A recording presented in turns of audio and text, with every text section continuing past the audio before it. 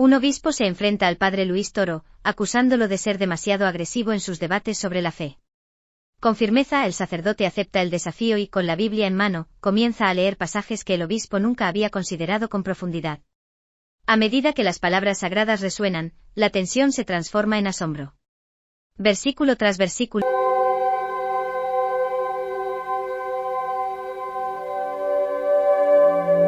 Aquí yo siempre tuve ciertas dificultades con Luis, entre comillas, aunque nunca lo hablé. Pero eso porque decía, ¿por qué vamos a pelear? O sea, ¿por qué vamos a poner a discutir con los evangélicos? O sea, buscar las diferencias, buscar las cosas que nos unen. Y ¿cuál es el problema?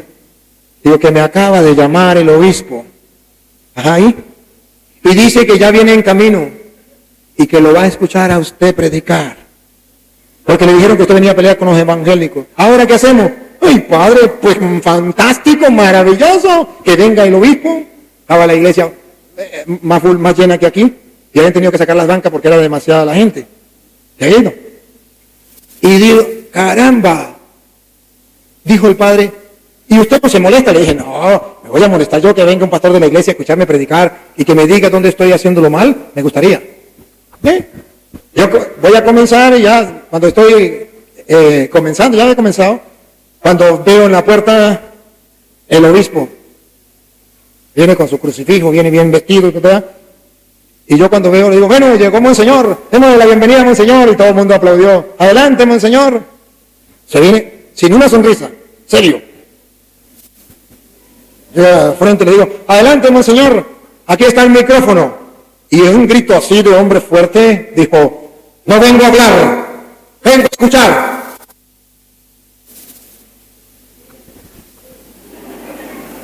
Y le dije al padre, pues como el obispo viene a escuchar, hágame el favor, me le busca una silla, me le pone una mesa y me le pone una Biblia. Le puso una silla, le puso una mesa y le puso una Biblia. Y él, descaradamente, delante de todos, agarró la Biblia así y ¡pum!, la tiró aquí. Y se sentó. Y yo ahí le dije al Espíritu Santo, ilumíneme, porque yo le voy a predicar también a él.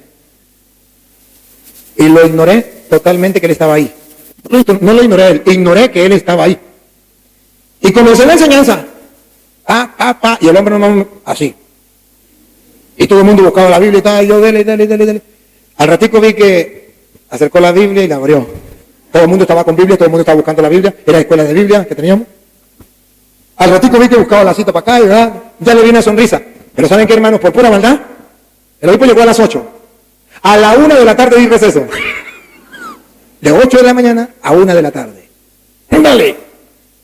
Cuando terminé, dije, bueno, ahora sí vamos al receso y vamos a comer. Y el obispo, ahora sí quiero hablar. Vamos a darle el micrófono al obispo. Agarró el obispo, le dijo, a mí me llegaron con unas quejas de que usted venía a pelear con los evangélicos, que usted enseñaba doctrina en contra de la iglesia, que usted estaba enseñando cosas malas. Y llegaron varios curas y me pusieron la queja y me dijeron que le prohibiera. Yo me llené de rabia y me llené de furia. Pero yo dije, yo tengo que comprobarlo. El hombre inteligente, mire, el hombre sabio. Yo tengo que comprobarlo. Yo voy a ver si es verdad o mentira. Y me vine y usted vio cuando llegué cómo venía, furioso. Pero usted comenzó a enseñar desde las 8 de la mañana hasta la 1. No lo vi tocar la Biblia. Y lo que nos dio fue Biblia y toda la doctrina de la Iglesia Católica. Y esto es lo que necesitamos en la Iglesia. Y ahora obligatoriamente todos los curas tendrán que mandar a la gente a estudiar la Biblia con usted. Padre, por favor, dame la oportunidad de tener en la diócesis una escuela de Biblia donde usted enseñe.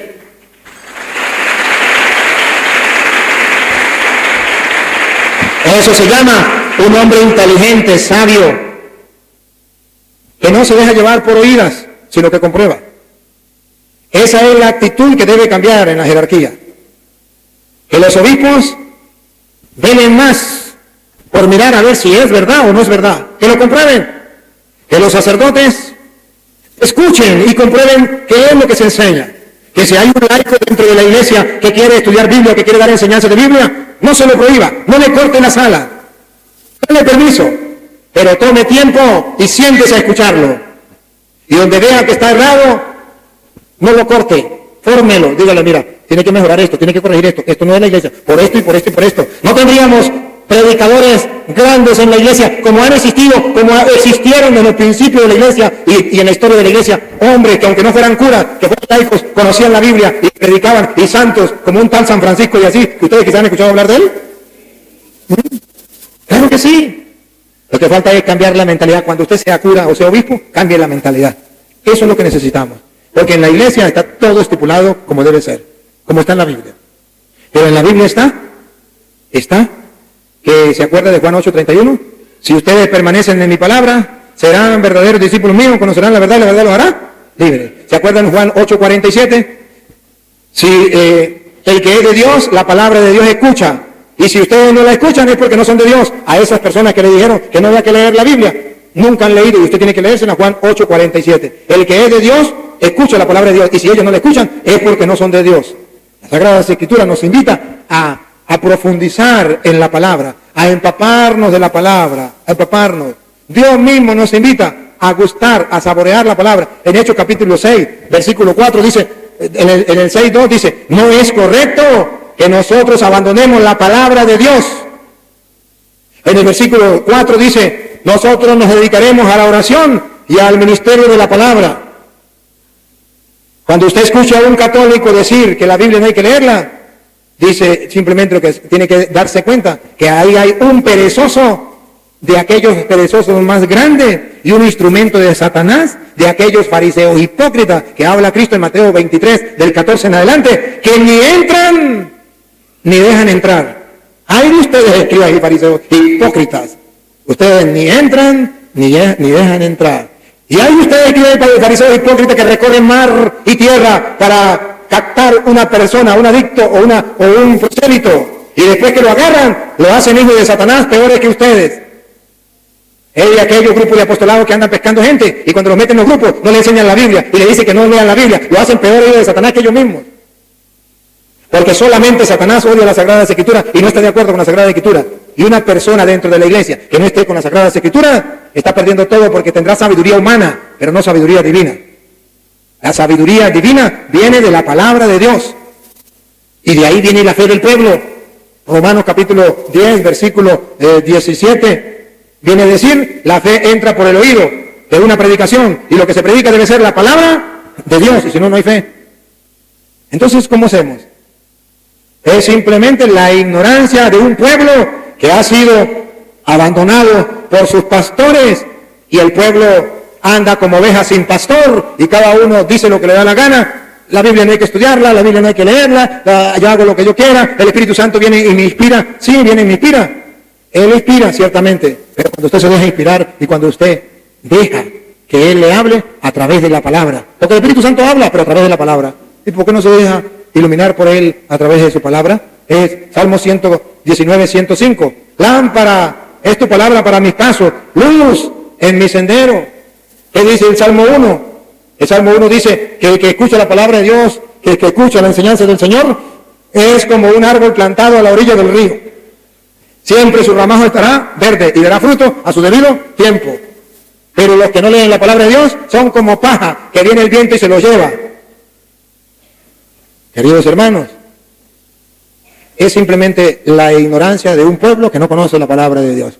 Y por eso ustedes ven el esfuerzo que hago de venir de Venezuela a predicarles a ustedes y decirles, es necesario que amemos, que escudriñemos, que gustemos la palabra del Señor. Además, Juan 20:30 dice, todo esto fue escrito para que ustedes crean y creyendo se salven. Juan 20:30. Para eso es la Sagrada Escritura. ¿De dónde van a sacar la fe esa pobre gente? Tienen razón. Pero es que más bien los grupos de apostolados han subsistido en medio de esa aridez tan grande que hay en la iglesia, que nadie quiere leer la Biblia, comenzando por nosotros los curas y siguiendo por ustedes. Una aridez total, una pereza total. El diablo ha logrado poner a funcionar la máquina más importante que se llama la pereza espiritual. Satanás, el viejo Satanás, reunió a los nietos y les dijo a los nietos, venga porque les voy a repartir la herencia a mis nietos. Y les mostró las máquinas que tenía para hacer pecar a la gente. Y le dijo, aquí tiene la máquina de la lujuria. Con eso agarró mucho para el infierno. ¿Quién la quiere? Y dijo un nietico, yo, agárresela. Aquí tiene la máquina de la soberbia. ¿Quién la quiere? Yo, agárresela. Aquí tiene la máquina de la gula. ¿Quién la quiere? Yo, agárresela. Aquí tiene la máquina de la envidia. ¿Quién la quiere? Yo, agárresela. Aquí tiene... Pero había una máquina que estaba tapada, cuidadita, para que no le entrara ni mugre. Y un nietico le dice, abuelito, y esa máquina que tiene ahí tapada, dice, esa ni me la miren. Ni me la miren. Porque con esa máquina yo hago más que todos ustedes con todas esas máquinas. Los nieticos se emocionaron y dijeron, abuelito, al menos queremos verla. Digo, solamente la van a ver, pero esa no se la regaló a nadie, esa es la mía, con esa me quedo yo. Agarró y le destapó y estaba en grande el nombre de la máquina, pereza espiritual. Y dijo Satanás, con esto yo agarro a todos los cristianos, le pongo la pereza espiritual para leer la Biblia, la pereza espiritual para hacer oración, la pereza espiritual para las cosas de Dios, y ya todos son míos. Esa es la aridez que hay en la Iglesia Católica, una aridez grande, absoluta, casi que total. Porque los miembros de la Iglesia, comenzando en los seminarios, los seminaristas, no leen la Biblia. Los curas, a duras penas la leemos cuando estamos leyendo el Evangelio en la misa. Los obispos, ¿para qué pierden tiempo en eso y tienen tantas cosas que hacer? Esa es la triste realidad. Y las monjas no se rían, porque las monjas también tienen muchas cosas que hacer y no leen la Biblia. Y los laicos se la pasan trabajando, se levantan a las 5 de la mañana, se acuestan a dormir a las 11 de la noche, 12 de la noche, todavía con trabajo. ¿Qué tiempo van a tener para leer la Biblia? ¿O no?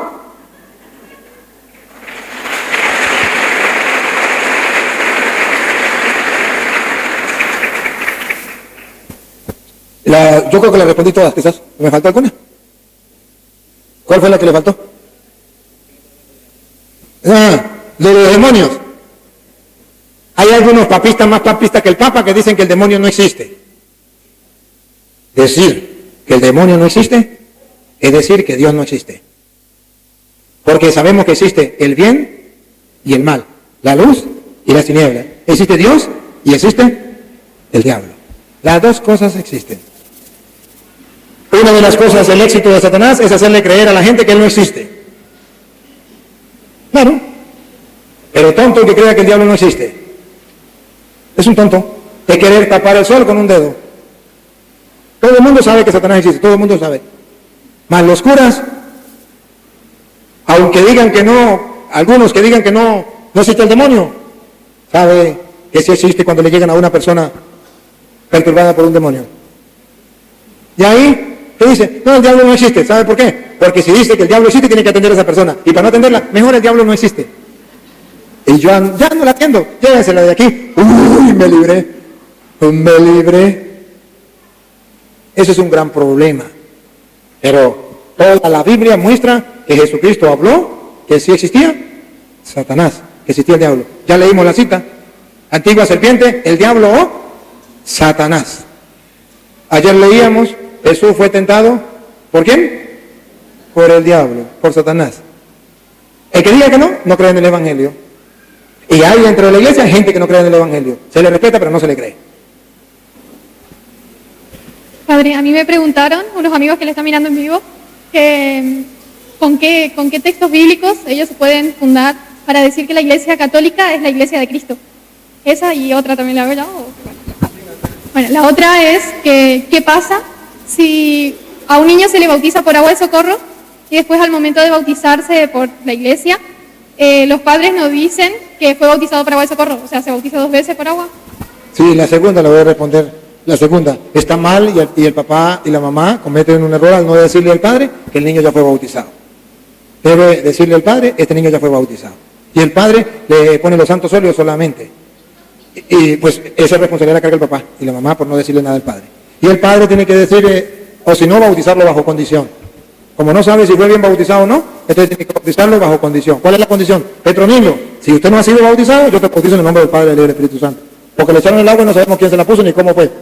Entonces, bajo la duda, si no ha sido bautizado, yo te bautizo. Por eso es necesario decirle al padre si le han echado el agua al niño. Y si usted quiere, eso se hacía antes, porque no existían sacerdotes que pudieran. Pero ahorita que tenemos sacerdotes en cualquier parte, no se debe echar el agua al niño, a no ser en caso de peligro de muerte. ¿Y cómo sé yo cuál es la iglesia de Cristo? Fundamentos bíblicos, fundamento histórico le tengo. Miren, primer fundamento histórico. ¿Cuál es la única iglesia que hizo la Biblia? Si la iglesia católica no es la de Cristo, ¿por qué los evangélicos no hicieron la Biblia? ¿Por qué los testigos de Jehová no hicieron la Biblia? ¿Por qué los adventistas no hicieron la Biblia? ¿Por qué la Biblia la hizo la Iglesia Católica? ¿Una prueba más grande quiere de eso? Y si la Biblia y la Iglesia Católica no es la de Cristo, ¿por qué los protestantes le creen a la Iglesia Católica cuando dijo que esa era la Biblia, que eso era palabra de Dios? Esos libros y no otros. Prueba de la Iglesia de Cristo. ¿Quién tiene los restos de San Pablo, de San Pedro? ¿Quién tiene la tumba de San Marcos? ¿Quién tiene la tumba de los apóstoles? ¿Qué iglesia protestante la tiene? Ninguna. ¿Por qué la tiene la Iglesia Católica? Pruebas históricas. Vaya usted a Roma. Yo tuve la dicha de ir a Roma. Mire usted los templos de Roma. Pregunte. ¿Cuántos años tiene ese templo? 500 años. ¿Cuántos años tiene ese templo? 1000 años. Yo tuve la oportunidad de ver el primer templo de los cristianos del año 327. No lo tienen los protestantes, lo tiene la Iglesia Católica, el primer templo. Entonces, si ustedes van mirando, los protestantes no tienen un templo que tenga 500 años, no tienen en ninguna parte del mundo. Ahora, bíblicamente, ¿por qué la Iglesia Católica es la de Cristo? Porque en Mateo 16, 18, cuando Cristo funda la Iglesia, que a los protestantes les duele y quieren quitar esa cita, pero no la pueden quitar, Mateo 16, 18, que la vamos a leer. Cristo funda una iglesia y es la de Cristo y es la Iglesia Católica. Dale. Y yo también te digo que tú eres Pedro, y sobre esta roca edificaré mi iglesia. Sobre esta roca edificaré mi iglesia. Tú eres Pedro. La iglesia de Jesucristo está fundada sobre la roca de Pedro. Y los protestantes dicen, no, la roca es Cristo. Cristo es la piedra angular. Y la piedra angular es la roca grande que está en el ángulo y sostiene el ángulo. La piedra angular es la que sostiene toda la edificación. Pero la piedra base, tú eres Pedro, sobre esta piedra edificaré mi iglesia. ¿Cómo sabemos que la iglesia, qué fundamento tiene? Porque Jesús dijo, cuando ustedes quieran buscar cuál es la iglesia mía en el mundo entero, busquen la primera piedra, y al encontrar la primera piedra, busquen a ver si dice Pedro. Si dice Pedro, esa es la mía. Si dice Pánfilo, esa es de los protestantes. Dejó una clave. Entonces el católico fácil, ¿cuál es la iglesia donde está Pedro? Pero ojo, dice la Biblia que esa iglesia va a ser atacada por el diablo. Escuche. Y las puertas del Hades no prevalecerán contra ella. El Hades, el poder del Hades, de la muerte del diablo, no la podrán vencer, el diablo la va a atacar. Y escuche lo que viene. Y a ti te daré las llaves del reino de los cielos. Esa iglesia tiene las llaves del reino de los cielos para que usted y yo seamos santos. Aquí está la prueba más grande de que la iglesia católica es la iglesia de Cristo, porque tiene el fundamento en Pedro. Por eso ustedes verán que existe el Papa, y ahorita tenemos un Papa argentino y tenemos constancia. Antes de este Papa había otro, antes otro, hasta llegar a Pedro. Que me muestre los protestantes qué pastor estaba en el año 1000, qué pastor de ellos. En ninguna parte del mundo tenían pastores evangélicos, en ninguna parte pastores adventistas, en ninguna parte mormones, en ninguna parte testigos de Jehová, en ninguna parte del mundo hace 1000 años estaban los protestantes, en ninguna parte. Dijo un pastor, estábamos ocultos. Y yo le dije, Jesucristo dijo, ustedes son la luz del mundo, y una luz no se coloca debajo de la mesa oculta, sino arriba, para que brille. Y ustedes estaban abajo de la mesa ocultos, ustedes son de Satanás, porque de Cristo tiene que ser una luz y arriba de la mesa. 2000 años ocultos, o 1000 años ocultos, no puede ser.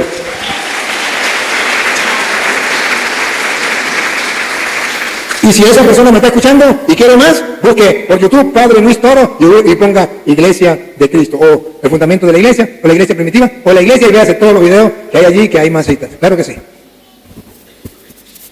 Hola, bueno, mi duda, no sé qué tanto acercará, ¿ahí se me escucha? Bueno, yo siempre tuve el problema de discutir con mis hermanos católicos sobre la situación de María Magdalena, porque en la Biblia dice, en Juan 8, habla de Jesús y la mujer adúltera. Bueno, ahí empieza el problema, porque todo el mundo dice que María Magdalena es prostituta. Entonces cuando yo le digo, pero no dice que es prostituta, dice que es adúltera. No encontré ninguna Biblia de las varias que él podido leer que diga que es prostituta. Entonces me dice, no, lo que pasa es que en esa época no existía la prostitución. Entonces yo voy y me remito al libro de Josué, cuando Josué, para entrar en Jericó, mandó 2 espías. Rahab era una prostituta, dice textual la palabra, prostituta. Ella ya estaba en el Antiguo Testamento, entonces el término ya existía, ya se conocía la mujer por prostituta. Y ahí empieza el problema con mis hermanos católicos, porque me dicen, no, pero era prostituta igual. ¿Pero ¿y dónde dice que era prostituta? No, porque así se dice que es. Bueno, entonces fui a los protestantes también, prostitutas. Y yo le dije, ¿dónde encontraron la palabra prostituta dirigiéndose a María Magdalena? No, pero entonces era otra mujer adúltera y después la prostituta. Y así fue también con un ateo, lo mismo, prostituta. Sí. ¿Por qué decimos que es prostituta? Le voy a dar dos razones. Una, porque Jesús le dijo, el que no tenga pecado, que lance la primera piedra, le dijo a los hombres que la llevaban. Podría significar que esos hombres habían pecado con ella, porque le están acusando del adulterio y la llevan. Porque la Biblia dice una mujer pecadora. No sé, está en Juan 8. Juan 8, léamelo porque ahorita no me recuerdo exacto cómo dice. Juan 8. ¿Del 1, padre? ¿Ah? ¿Del 1? Juan 8, del 1. Donde dice la mujer pecadora. Sí. ¿1 qué? ¿8 qué? Y Jesús se fue al monte de los olivos, y por la mañana volvió al templo, y todo el pueblo vino a él, y sentado a él les enseñaba. Entonces los escribas y los fariseos le trajeron una mujer sorprendida en adulterio, y poniéndola en medio, le dijeron, Maestro, esta mujer... Ok, ya. No dice ahí que era una pecadora, dice en adulterio. La primera es por eso, porque le dice, el de ustedes que no tenga pecado, que le lance la primera piedra. Y dice que todos se fueron, como queriendo decir que ellos habían pecado con ella. Podría ser una, no es la más certera. La más certera es donde dice que cuando llegó Jesús resucitó, se le apareció a María Magdalena, de la cual le había sacado 7 demonios. Ahí es donde se le dice que es prostituta. Porque cuando le dice que le había sacado 7 demonios, se acuerda que el 7 es número de perfección, de plenitud. Entonces cuando dice que 7 demonios significa que era una pecadora plena, lo máximo que usted pueda pensar. Todo lo que usted pueda pensar de María Magdalena, ello era. Por eso es el número 7. Era una pecadora que tenía 7 demonios, todo lo que usted pueda imaginarse. Por eso dice que era una prostituta. Otra pregunta. Bueno, padre, yo soy Alberto. Le vengo siguiendo desde Paraguay, que había hecho el retiro de apologética. La había seguido de Paraguay, que el año pasado hice el retiro de 4 días de apologética con la escuela de San Francisco, con el hermano Hugo González, y quería plantearle o preguntarle, viste que usted se va hoy, yo vengo siguiéndole desde el viernes hasta hoy martes, y cómo, por ejemplo, seguiría esto, por ejemplo, como, por ejemplo, es muy lindo esto, todo lo que venimos a escucharle, nos gusta la apologética, pero ¿qué pasa? Se va el Padre Toro, y ¿cómo quedaría esto, viste, si sería un movimiento de la palabra, cómo continuaría? Porque acá yo veo muchísima gente que viene a escucharle Galupá, Candelaria, Fátima, acá, 100 personas, 200 personas, y la apologética nosotros como laicos, como sacerdote, o cómo podemos aplicarla a la apologética dentro de la Iglesia Católica, pero también fuera de la Iglesia Católica, porque yo vengo escuchando sus testimonios que usted, por ejemplo, va, comparte en las plazas, en todos lados, y nosotros cómo podemos hacer de las parroquias, de los obispados, para que nos aprueben, para que acá también haya un apostolado de la palabra, por ejemplo, ponerle que con 200 personas, un grupito chiquito, así como está Hugo, por ejemplo, González en Escuela de San Francisco, ¿cómo se puede hacer los pasos para conseguir que la iglesia, también un pequeño grupo, porque esto no es que el Padre Toro se vaya y que en saco roto, obviamente que hay muchas personas que nos gustan, porque yo tengo unos más que me gusta, que les sigo por internet, y quería saber cómo podemos hacer, porque como dice la palabra, hay de mí sin anunciar el Evangelio, o vayan y prediquen por todo el mundo. Y quería que usted me responda cómo se puede hacer posible de que esta semilla crezca y no solamente haya apologética en Posada, Candelaria, Agripá, sería en 3 lugares. Usted se fue, sería bueno que en esos 3 o 4 lugares, todos los lugares que usted pase, quede una semilla y un grupo de apologetas que salgan para hacer lo mismo que usted hace. Yo como laico puedo, por ejemplo, sé que puedo, pero quiero saber cómo lo puedo hacer o transmitir o los pasos.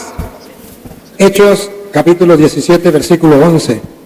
Hechos 17, 11, está la respuesta a la que usted quiere.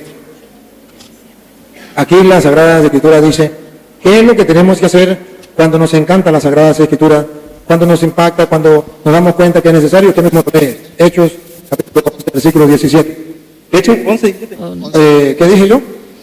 17, 11, ¿verdad? Al revés. Y estos eran más nobles que los que estaban en Tesalónica. Estos eran más nobles que los que estaban en Tesalónica. Vamos a ver, escuche. Pues recibieron la palabra con toda solicitud. Escuche. Pues recibieron, no me empuje. Pues recibieron la palabra con toda solicitud, como él dice. Estamos todos reunidos aquí, escuchando la palabra con gran alegría, con buen amor, pero usted se va y nosotros quedamos que no sabemos qué hacer. Pues escuche. Cuando los apóstoles iban a predicar, los de Tesalónica eran gente noble, que recibieron la palabra de Dios con gran solicitud, y oiga lo que viene. Escudriñando cada día las Escrituras para ver si estas cosas eran así. Los apóstoles le habían explicado las escrituras. Ellos tenían que irse, pero los cristianos quedaban encendidos y examinaban todos los días las escrituras para ver si eso era así. Eso es lo que tienes que hacer. Por eso ustedes verán que yo me esfuerzo por grabar todas las enseñanzas. Porque en el mundo entero hay gente como usted que tiene un corazón deseoso, como dicen las escrituras, que eran los de Tesalónica, que escuchan las escrituras y sienten ese fuego y ahora se ponen a estudiar todos los días las escrituras para ver si eso es así o no. ¿Qué están haciendo la gente en otras partes? Usted habló de Paraguay. Ese Paraguay puede ser un gran ejemplo. Ellos un día estuvieron en una enseñanza, se encendió el fuego igual que usted, y tomaron una decisión: voy a llegar a mi parroquia, a mi comunidad o a mi alrededor, en mi familia, y voy a comenzar a ver los videos. Ponían los videos con un control, escuchaban la cita, paraban la cita, agarraban, lo comprobaban todos los días para ver si era verdad, seguían, agarraban las ideas y las iban compartiendo. Así los de Paraguay agarraron y formaron un grupo. Primero comenzaron un poquito, iban creciendo más. Algunos de Argentina fueron allá. Bueno, usted dice que fue para allá. Algunos de Argentina fueron para allá, y no perdían ese fuego. Todos los días iban gustando la palabra de Dios y la iban compartiendo. Y un día, cuando ya tenían bastante tiempo así, fueron al sacerdote y le dijeron: estamos haciendo esto. Y el sacerdote dijo: bueno, pues vamos a ver, no es tan fácil, porque el sacerdote siempre tiene que tener cuidado, porque pueden ser unos locos que estén por ahí buscando quién sabe qué, y el sacerdote los lleva con cuidado, y después el sacerdote se entera que esto es lo que necesita, que traen fuego de Dios, que traen la palabra de Dios, que la iglesia lo necesita, que van conquistando gente, lo llevan ante el obispo, y ahora el obispo les puso un nombre. Un grupo de apostolado les puso, no me acuerdo cómo se llama. Y el obispo lo recibió y les puso un nombre, y ahora nos tienen trabajando no solamente en la parroquia, sino también en la diócesis. Eso es lo que hay que hacer. Así es que surgen los grupos de apostolado, los movimientos que traen el fuego de Dios, que a pesar de que le den palo más que una gata ladrona, no se echan para atrás y siguen. Y yo, por mi parte, donde vaya, voy dándole las enseñanzas para que ustedes vayan viendo. Ahí, yo creo que casi llevábamos llegando a 1000 videos que usted puede recibir, y vaya a ir mirando las enseñanzas y se van fortaleciendo. Incluso hay parroquias o grupos de apostolado o grupos hermanos, testimonios. De alguna vez una comunidad me dijo un hermano: padre, a mí me gustó la palabra de Dios cuando usted vino, ¿sabe qué hago? Le dije: no, era un campo. Me compré un televisor, me compré un bichito eso que se le mete en los CD y lee el CD. Y me voy con el televisor encima, un equipo de sonido, y me voy a una comunidad y le pongo el televisor y le pongo el sonido y ponemos a estudiar las escrituras. Y he conquistado mucha gente. Otro me dijo: padre, yo compré un proyector, lo pongo en una pared, en mi casa, reúno a la gente, nos tomamos un cafecito y vamos estudiando, y cada día más. Y así la gente ha ido despertando y ha ido estudiando la palabra de Dios. Ahí le dejo eso, usted también lo puede hacer. Espero que les haya gustado el vídeo. Suscríbete si quieres ver más vídeos como este. Dios les bendiga.